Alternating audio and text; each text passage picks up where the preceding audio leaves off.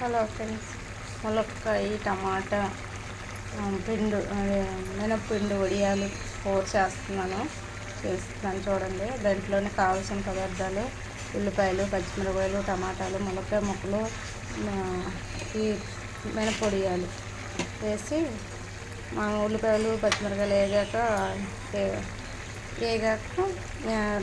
ములక్కాయ ముక్కలు కూడా వేసుకొని కొంచెం అవి కూడా వేగాక మనము ఉప్పు, కారం, కొంచెం కొత్తిమీర అవి వేసుకొని చక్కగా ఉడికాక మనం ఏం చేయాలంటే వడియాలు ముందుగానే నూనెలో వేపి తీసేసుకోవాలి.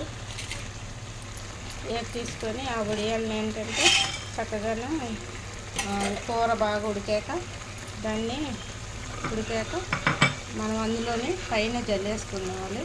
ముందే వేయకూడదు, మొక్కలు ఇరిగిపోతాయి. ఇది చూడండి, వడియాలు వేపి పెట్టాను.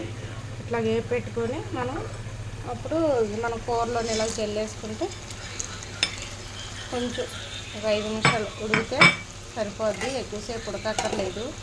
ఈ మినపొడియాలండి చాలా బాగుంటుంది. మినపొడియాలు వేసుకొని కూర చేస్తే చాలా టేస్ట్గా ఉంటుంది. పిల్లలు కూడా బాగా ఇష్టపడి తింటారు.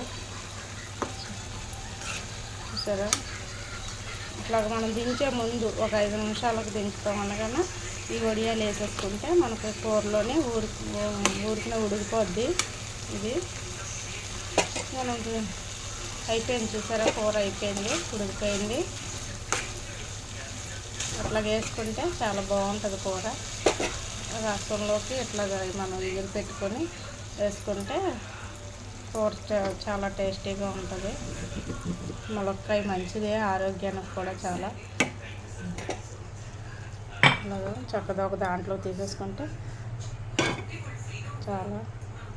ఇదిగో పొడియాలు మనం చక్కగా ఇదిగోండి, వడియాలు చూడు కనపడుతున్నాయి కదండి.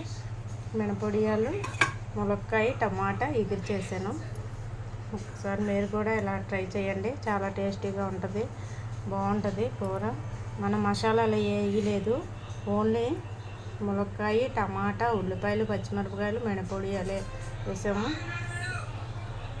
కూర ఇలాగ చేసుకుంటే చాలా బలమైన ఫుడ్, ఇది మంచిగా ఉంటుంది.